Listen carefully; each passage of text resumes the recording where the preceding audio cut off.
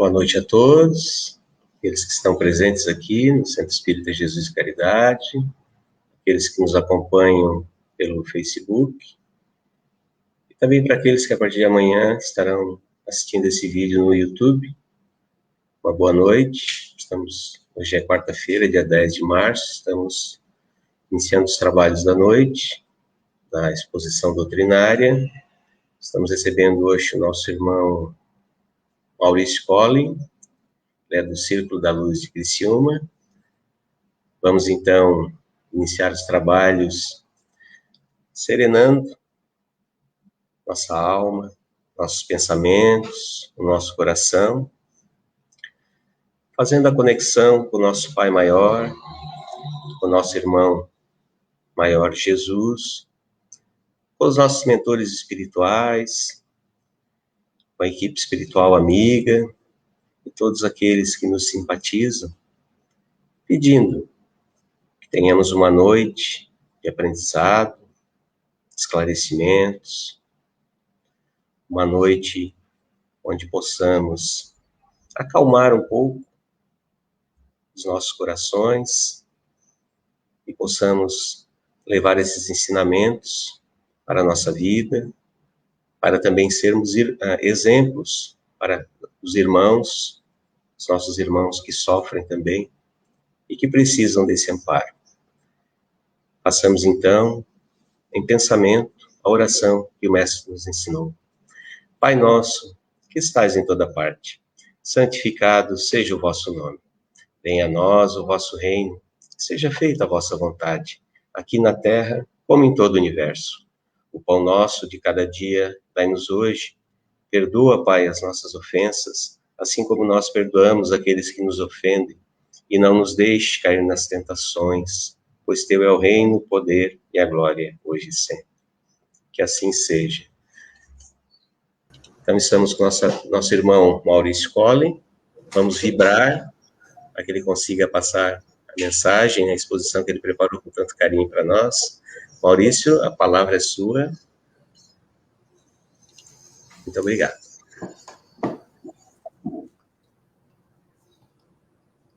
Boa noite a todos, que a paz do Mestre Jesus seja uma constante em nossas vidas. Agradeço ao Rogério e a toda a equipe da casa, que sempre nos recebe, nos convida com muito carinho, e é muito bom a gente rever os amigos, ainda que seja de modo online, ainda que seja dessa forma. A Fernanda, por exemplo, que nos deu boa noite nesse momento, agradeço, Fernanda. E de dizer que é uma satisfação imensa, a Hilda também, se manifestando, dizer que é uma satisfação imensa para todos nós estarmos aqui falando sobre Jesus. Porque o trabalho com Cristo é um trabalho que, de fato, modifica a nossa alma e nos faz compreender aspectos profundos da nossa relação com Deus, com o próximo, conosco mesmo, e da necessidade de amadurecimento constante, aprimoramento constante, aperfeiçoamento do nosso caráter. Que a gente vai verificar no curso da história que o Cristo, quando veio ao mundo com uma proposta de se servir como o próprio educador à humanidade, veio com um grande objetivo de nos ensinar qual é o nosso verdadeiro propósito de vida, ou seja, o nosso verdadeiro motivo da nossa existência no mundo físico. Então, a gente deve certamente ao Cristo toda essa mensagem que, de certa maneira, mudou a existência da humanidade e mudou a nossa própria existência para todo sempre.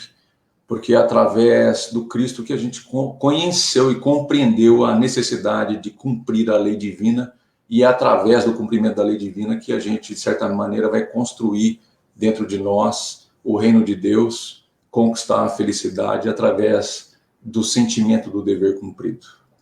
Então narra a história que certa feita o Cristo se encontrava junto dos 12 e ele observando e ouvindo o que cada um deles entendia como felicidade real, como a implantação do reino de Deus na Terra, compreendendo que esse diálogo desses 12, na verdade, representava o diálogo da humanidade inteira. Talvez representava, inclusive, o diálogo da humanidade no porvir. Talvez representava as nossas questões mais íntimas. Então, o Cristo, quando responde a essa comunidade dos 12, na verdade, sua resposta é atemporal. Então, ela serve aos 12, serve a toda a humanidade e serve a nós nesse momento. Por isso que a mensagem do Cristo é extremamente profunda, de altíssima reflexão. Então, ele, observando a resposta dos 12 acerca do reino de Deus, ele entendeu basicamente que o ser humano, que os 12, que a humanidade, no momento evolutivo que nós nos encontramos, assenta todo o cabedal da felicidade sobre as coisas desse mundo.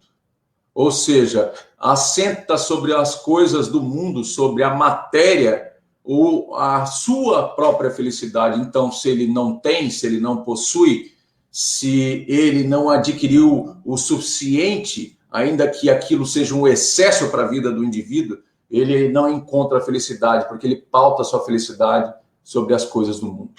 Então, o Cristo, percebendo que esse era o prisma natural da criatura humana, de assentar a felicidade desse mundo nas coisas do mundo, da matéria, ele narra uma história que me cala fundo na alma, e que se encontra lá naquela obra Jesus no Lar, que é essa obra aqui, que todos eu aconselho que todos leiam, lá no item 45 44, na verdade, que o título é A Lição Essencial.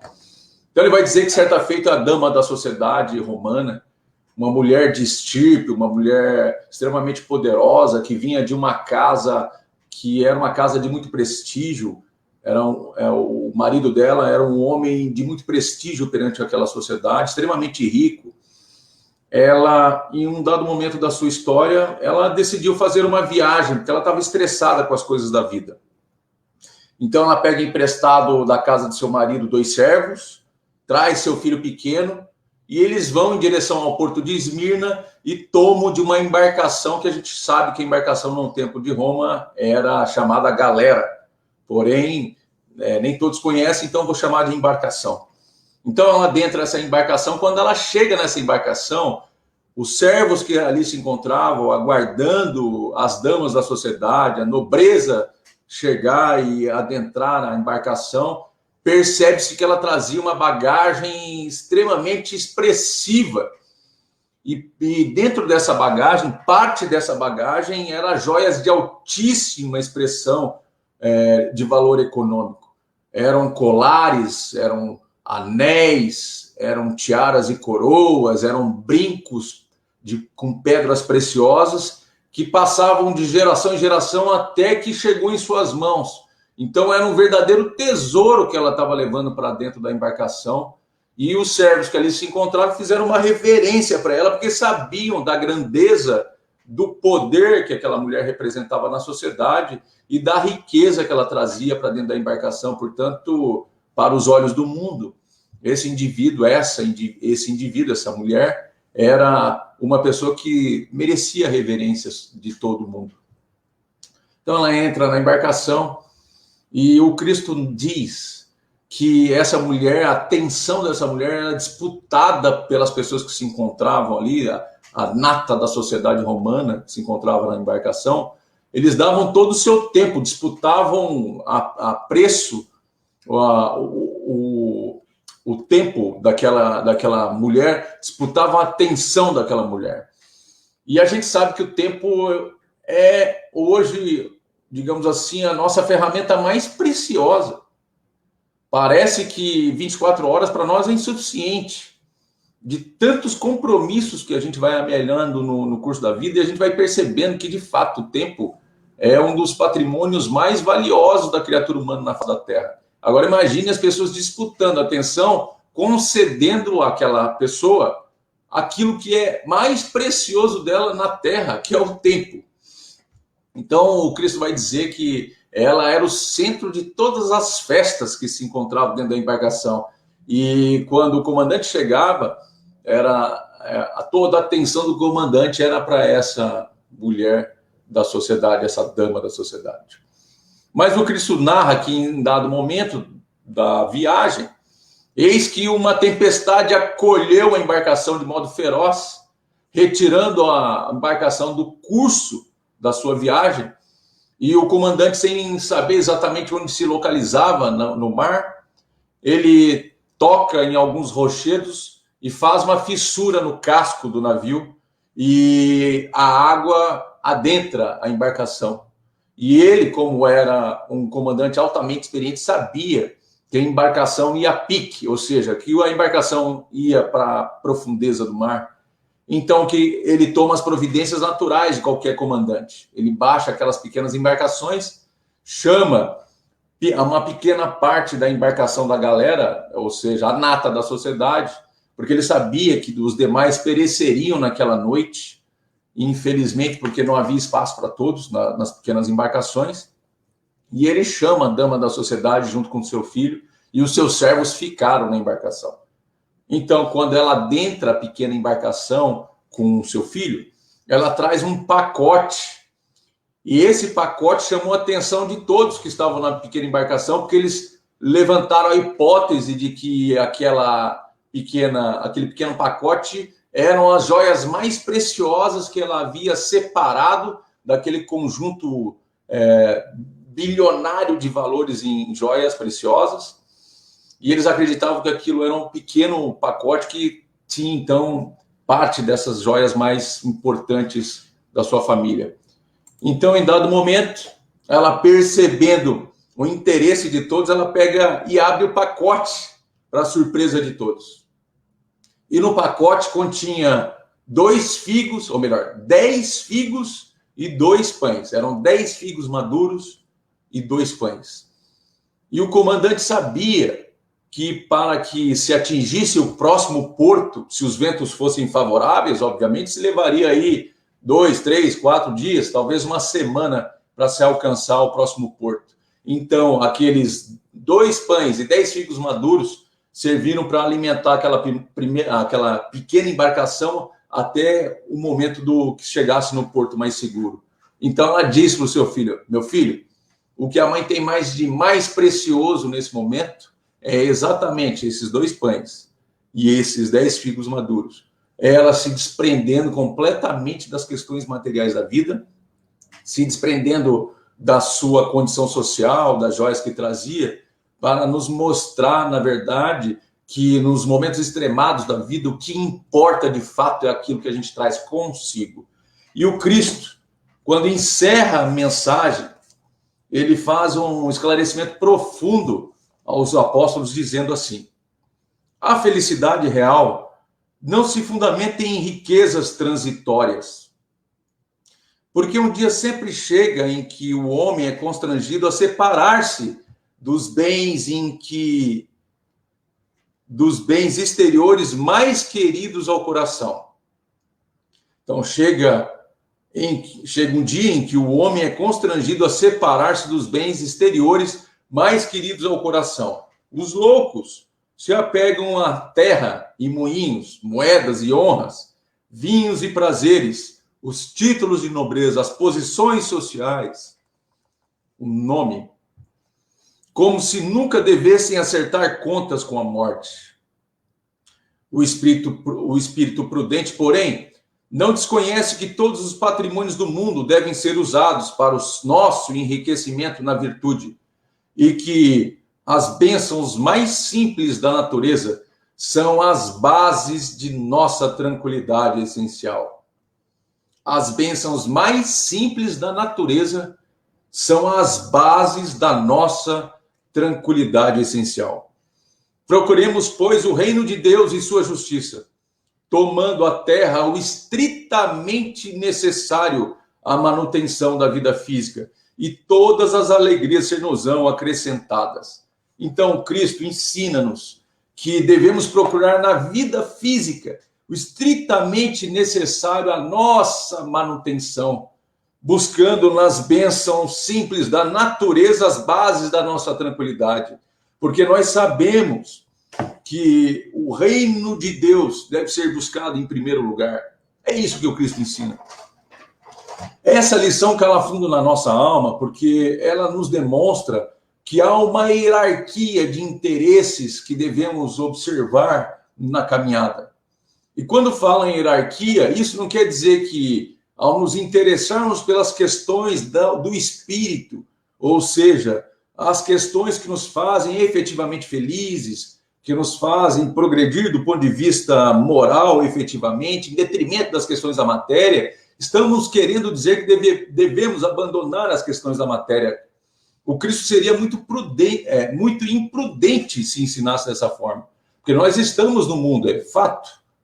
Só que, apesar de estarmos no mundo, há uma prioridade no mundo, e ele elege essa prioridade como as questões da alma. Por isso que agora viveremos a era do Espírito, a era, de fato, da transformação da criatura humana, porque passado milênios, e aqui quando falo milênios, gente, eu estou falando milênios mesmo, porque se a gente voltar na história, estudar acerca da raça adâmica, aquela raça que, de certa maneira, pelas escolhas que fez lá no sistema de Capela, pelos erros cometidos, pelos interesses extremamente materialistas em detrimento dos verdadeiros interesses espirituais, quando se chegou ao ponto de evolução de clímax daquele sistema, esses indivíduos que não acompanhavam e que alicerçaram toda a sua vida no materialismo foram convidados a se retirarem do ambiente.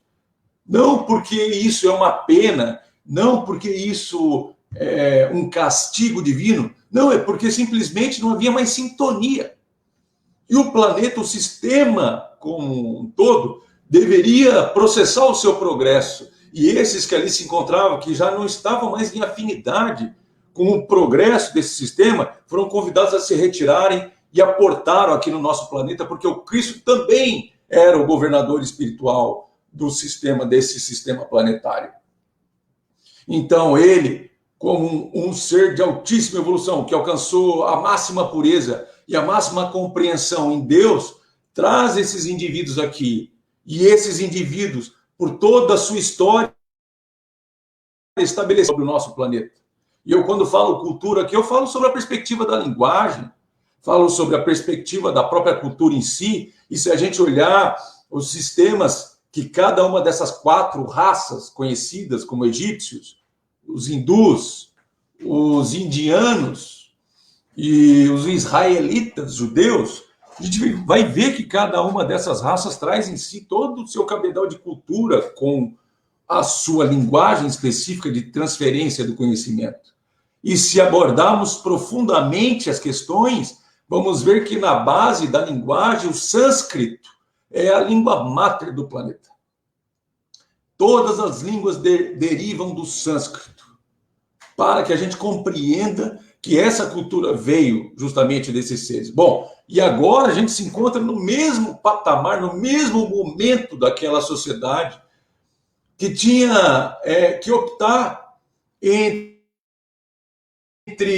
entender que o reino de Deus não é fora, não está no exterior, porém o reino de Deus é dentro de nós, e eleger esse reino de Deus como uma prioridade na nossa caminhada, porque seremos conhecidos no mundo espiritual conforme encaminhamos no mundo. Então, chegando esse momento de eleição, é o momento em que, de fato, de alguma forma, se identificará quem, de fato, tem afinidade, sintonia com esse mundo que passa de um mundo de provas e expiações para um mundo de regeneração, e daqueles que, de certa maneira, não têm essa sintonia, esse desejo, e, de certa maneira, também serão a semelhança daquele sistema degradados para outras escolas de aprendizado, a fim de se aprimorar em outro ambiente, onde eles detenham afinidade com aquele ambiente específico. Isso é extremamente forte, porque eu me lembro aqui de Hanã, quando o Cristo encontra Hanã no Templo de Jerusalém e há aquele diálogo profundo entre eles. Hanã queria saber por que o Cristo estava ali. E o Cristo disse, eu estou aqui porque eu vim implantar o reino de Deus no coração do homem. E ele disse, no coração do homem, tu? Um Galileu? E a gente sabe que o Galileu era uma expressão que é mais ou menos como a gente coloca qualquer um. É como se fosse qualquer um. É como a gente às vezes não dá valor para o lixeiro que vai lá e recolhe o lixo da nossa casa. A gente não dá valor para o pedreiro que vai lá e constrói a nossa casa, ou a morada onde a gente se encontra. Ou seja, a gente só valoriza aquilo que tem posse, títulos, aquilo que ostenta riqueza, ostenta, de certa forma, uma felicidade aparente, que a gente já compreendeu que não se encontra nos bens materiais. Porque cansei de ver pessoas que detêm fortunas e riquezas imensuráveis e ainda assim não encontraram a felicidade. E ainda, o Evangelho diz que nem a riqueza, nem a beleza e nem o poder juntos são capazes de fazer o homem feliz. Então, o que seria capaz de fazer um homem feliz? É a pergunta. Então, quando a gente ouve a história do Hanan encontrando o Cristo, e o Cristo dizendo que o reino de Deus, ele passa por Jerusalém para implantar o reino de Deus no coração do homem, ele questionando o Cristo, ele vai dizer ao Hanan que a estátua que Hanan vai dizer para ele, já viste alguma estátua feita de lama? De fragmentos de lama? Ele diz, Hanan, porque ele entendeu a pergunta do sacerdote. Hanan, não há mármore mais perfeito do que o do sentimento, nem cinzel superior da boa vontade. Então, Cristo está nos ensinando que o reino de Deus começa no coração do homem. É no interior da alma que esse reino haverá de se estabelecer. Porque às vezes a gente fica procurando, olha para o céu, eleva nossas preces, a gente acredita que fazendo as construções de grandes templos, fazendo grandes coisas no mundo, a gente, de certa forma, vai encontrar o reino de Deus no mundo espiritual. Mas o reino de Deus é um estado da alma, assim como a felicidade é um estado da alma. Por isso que muitas vezes a gente vai ao mundo espiritual e continua o mesmo indivíduo, porque a gente quis construir ao longo da nossa história espiritual, ao longo da nossa vida nessa terra, o reino de Deus fora de nós. E a grande mensagem do Cristo é de que é hora de um homem entender que deve iniciar um trabalho de construção dentro de si. E aqui eu me lembro de Frederico Figner. Frederico Figner foi o cara que, de certa maneira, foi um milionário no nosso país em razão da venda dos LPs, na época que se vendia LP. E ele era diretor da Federação Espírita Brasileira. E ele, olhando na sua época, como diretor da Federação Espírita Brasileira, que as grandes imprensas, os grandes parques fabrios de parque gráfico, na verdade, os grandes parques gráficos não queriam editar livros espíritas, porque o espiritismo era vivido nas catatumbas, à semelhança do que era vivido o cristianismo primitivo lá no passado. As pessoas tinham que se esconder. Então, no tempo de Frederico, as pessoas tinham que se esconder. Então, para que editar livro espírita? Porque o livro espírita não vai dar recurso financeiro, porque esses espíritas têm que se esconder para poder viver o apostolado do Cristo. Então, ele chegou à conclusão, bom, se eles não vão editar os livros, então eu vou montar um parque gráfico com a riqueza que eu possuí. Ele montou o parque gráfico, montou o centro espírita e começou a vender obras espíritas. E graças a Frederico Figner, grande parte da literatura que foi espalhada pelo Brasil e pelo mundo só foram possíveis através do trabalho dele. Portanto, o espiritismo se desenvolveu também no nosso país e no mundo graças às obras que ele publicava através da federação. Só que Frederico desencarnou e foi para o mundo espiritual. Quando ele chega no mundo espiritual, ele reencontra os seus amigos da Federação Espírita. E ele, que é intitulado o Irmão Jacó, do livro Voltei, ele se aproxima de Bezerra de Menezes, o médico dos pobres, aquele que doou sua vida em sinal de amor a todos nós, aquele que renunciou ao pedido de Maria, através de Celina, que disse a ele que ele poderia escolher qualquer planeta do nosso sistema para renascer, e ele disse, não, se enquanto houver uma lágrima, um coração ferido no planeta Terra, é aí que eu vou ficar. Então, quando ele busca Bezerra de Menezes, ele questiona Bezerra, como é que pode? Eu criei centros espíritas, eu criei o Parque Gráfico da Federação Espírita Brasileira para produzir obras, e vendi, e me dediquei ao movimento. Como que pode os meus colegas já terem ascendido, de certa maneira, a uma posição espiritual mais elevada, porque a gente percebe pela luminosidade desses espíritos, e eu aqui me encontro, de certa maneira, opaco, numa condição não tão elevada da monta dos meus amigos. E o Bezerra diz algo interessante para ele. Diz assim, vou até mostrar aqui, diz assim, é desse lado do coração. Diz assim, meu irmão, que tu fizestes aqui dentro, a semelhança de Hanan, nós passamos pelo mundo implantando o reino de Deus fora de nós. Mas o que fizestes você aqui dentro? Que reino de Deus tu implantou dentro de você? E essa é a pergunta que cala fundo na nossa alma. O que nós implantamos aqui dentro de nós, sabe? Porque a gente pode ser responsável pelas maiores obras do mundo, mas o que de fato essas obras mudaram no nosso interior? Será que quando a gente voltar para o mundo espiritual, a gente vai voltar com os mesmos preconceitos, com a mesma forma de pensar, com os mesmos enganos, com a mesma vaidade tola, com o mesmo orgulho, com o mesmo egoísmo? Sequer sendo capazes de perdoar nossos irmãos de sangue, nossos familiares, nossos pais, nossos irmãos, nossos tios, primos, os amigos que, de certa maneira, passaram pela nossa vida e nos traíram? Será que, de fato, o Espiritismo ele ainda é uma obra externa, ou ele já começa, de certa maneira, a influenciar no nosso interior e modificar a nossa caminhada? Porque, como disse, vamos ser conhecidos pela forma como caminhamos.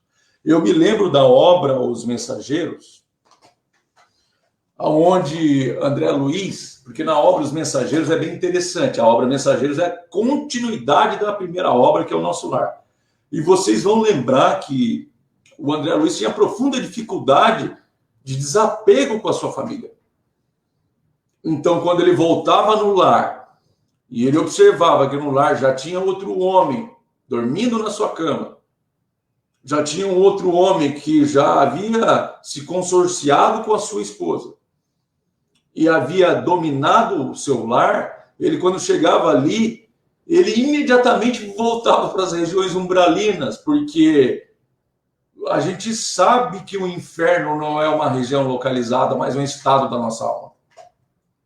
Então, quando ele percebia que ele havia descido às regiões infernais por conta da sua vibração, ele imediatamente voltava e elevava suas vibrações, ia próximo do mar, recolhia o fluido para se renovar energeticamente.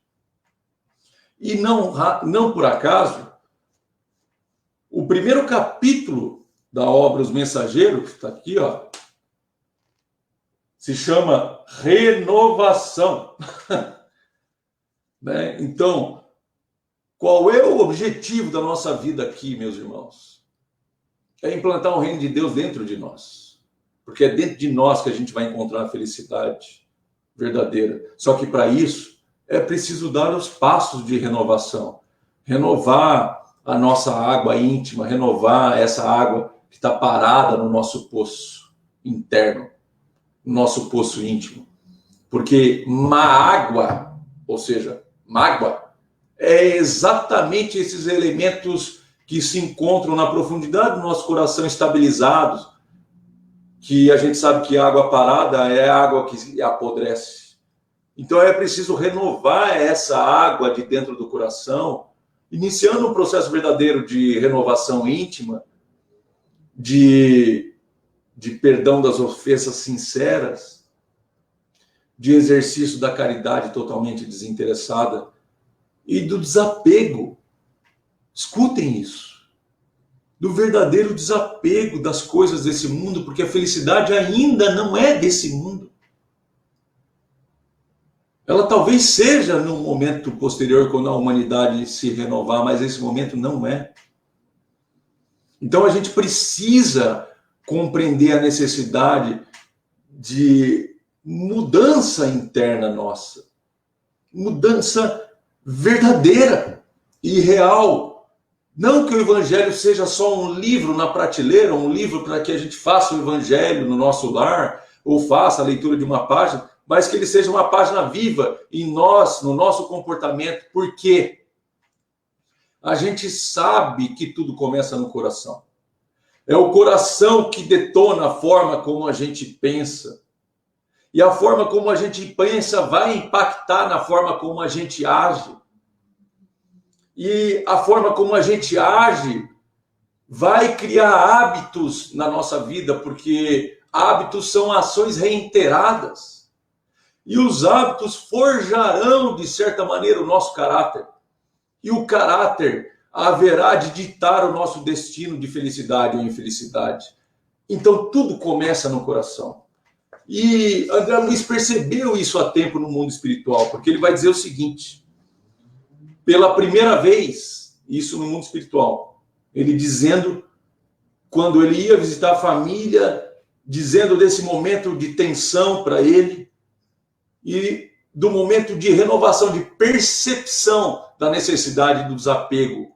Não é o desapego das pessoas, não é isso que eu quero dizer, não é ser indiferente, mas é entender que o outro não é uma extensão de nós, que o outro não é nós, de certa maneira, refletido, sabe? Que a gente não tem poder sobre as pessoas, sobre a decisão das pessoas. E que a gente precisa aprender a respeitar a decisão de cada um que nos cerca. Então ele vai dizer assim: pela primeira vez cataloguei adversários na categoria de benfeitores, os inimigos. Ele olhou para os inimigos e disse: esses são benfeitores. Comecei a frequentar de novo o ninho da família terrestre, não mais como senhor do círculo doméstico, mas como operário que ama o trabalho da oficina que a vida lhe resignou ou designou. Não mais procurei na esposa do mundo a companheira que não pudera compreender-me, sim a irmã a quem deveria auxiliar quando estivesse em minhas forças. Abstive-me de encarar o segundo marido como intruso que modificara meus propósitos para ver apenas o irmão que necessitava o concurso das minhas experiências. Não voltei a considerar os filhos propriedades minha, e sim companheiros muito caros, aos quais me competia estender os benefícios do conhecimento novo, amparando-os espiritualmente na medida de minhas possibilidades. Compelido a destruir meus castelos de exclusividade injusta, senti que outro amor se instalava em minha alma. Órfão de afeto terreno e conformado com os desígnios superiores que me haviam traçado diversos rumos ao destino, comecei a ouvir o apelo profundo e divino da consciência universal que se encontra em cada um de nós, porque o Livro dos Espíritos já nos disse que a lei divina é dentro da nossa consciência, é dentro da nossa essência. Somente agora, depois de muita dor, meus irmãos, percebi quão distanciado vivera das leis sublimes que regem a evolução das criaturas. Isso é profundo. Isso é para a gente guardar na nossa alma para o resto da vida. Porque André Luiz aqui fala-nos do amor fraternal e universal que nos une a todos nós.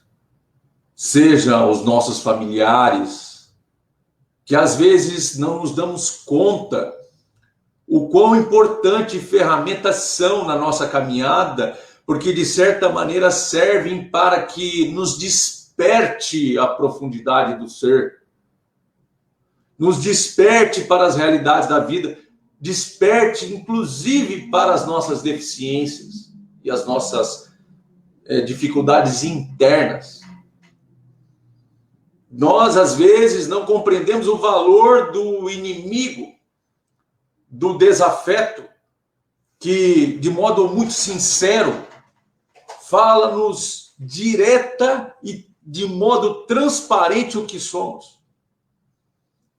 Sem colocar panos quentes sobre nós, que deveria ser material profundo de reflexão da nossa parte, para de fato verificarmos se as indagações feitas pelos afetos não há sentido, porque a gente sabe que toda raiva brota de alguma coisa que foi frustrada na relação, de alguma necessidade frustrada de parte dos afetos, que a gente não conseguiu atender. Dos nossos amigos. Então, se a gente parar para analisar profundamente, assim, de modo bem simples, sabe? Porque, como disse o Cristo aqui, são nas coisas mais simples da natureza que se encontram as questões para a nossa felicidade essencial.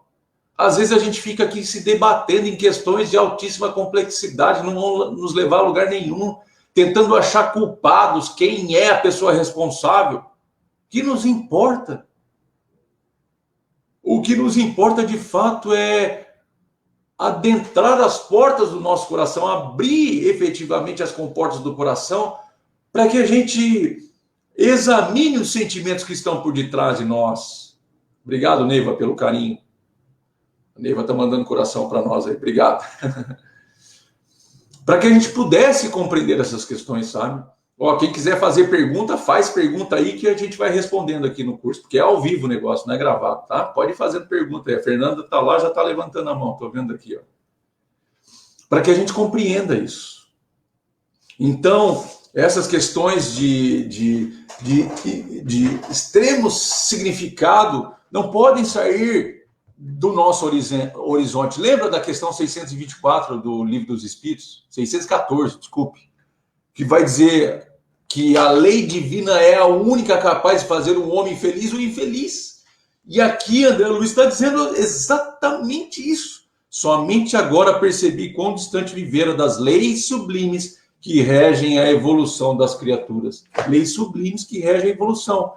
Gente, que leis nós seguimos? Essa é a pergunta. Nós seguimos a nossa lei. Nós seguimos a nossa vontade. Nós seguimos o que para nós é o certo.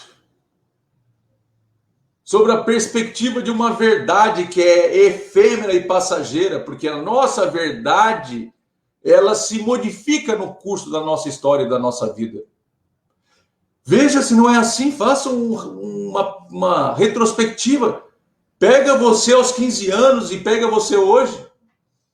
Quantas verdades foram alteradas no curso curto da tua existência por conta da experiência que foi sendo adquirida em razão das dores que a gente vai passando pelo caminho? Então, a dor tem um papel significativo de, além de servir como pedagoga e quebrar, de certa maneira, essa casca que a gente, de certa maneira, protege-nos, quebra-nos a casca, infiltra-nos no coração diretamente, ela ainda tem o papel de alterar as nossas verdades íntimas, que antes eram de uma forma, e à medida que a gente vai experimentando as dores no caminho, as relações, por isso a importância das relações, essas verdades vão simplesmente caindo por terra. E a gente se degladeia, se mata, lança bombas no inimigo, nas nações. Quando não é bombas, quando a gente não se mata, são dardos mentais, porque o Evangelho vai falar que o duelo é presente na nossa sociedade, ele não acabou, porque a gente lança dados mentais contra o nosso desafeto. Por uma verdade que está cristalizada dentro de nós. né? Por uma verdade que está intimamente cristalizada no nosso coração, que vai se alterar no curso da nossa vida, a partir do momento em que a gente vai entendendo alguns aspectos importantes.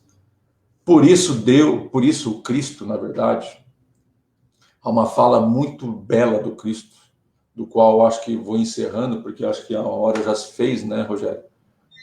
Nós temos aí... já se fez. Que o Cristo diz assim: a minha comida é fazer a vontade de meu Pai. A minha comida é fazer a vontade de meu Pai. Isso é forte, porque a lição do Cristo é de que a vontade dele é cumprir a lei divina. E se a gente observar o que o próprio Cristo diz, quando veio à Terra, ele veio dizer: não vim destruir as leis. Eu vim dar-lhe execução. Porque o Cristo é o Adão. O Cristo é o Adão infalível. O Cristo é a raça adâmica infalível, porque a raça adâmica faliu justamente por desobediência à lei.